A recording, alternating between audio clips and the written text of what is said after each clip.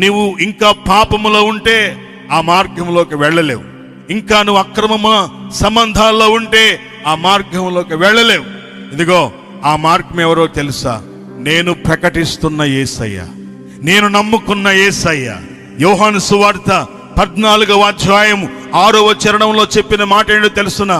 నేనే మార్గం, నేనే సత్యం, నేనే జీవం అని చెప్పాడు యేసయ్య. దేవునికి స్తోత్రం, దేవునికి స్తోత్రం. నా ద్వారానే తప్ప ఎవడును పరలోకానికి వెళ్ళలేడు.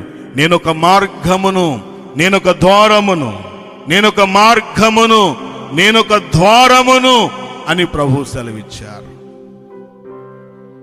అది అపవిత్రులు పోకూడని మార్గం, అన్యాయస్తులు పోకూడని మార్గం అంటది. కానీ ఇక్కడైతే, ఇప్పుడైతే యేసు రక్తములో కడగబడి, యేసు రక్తములో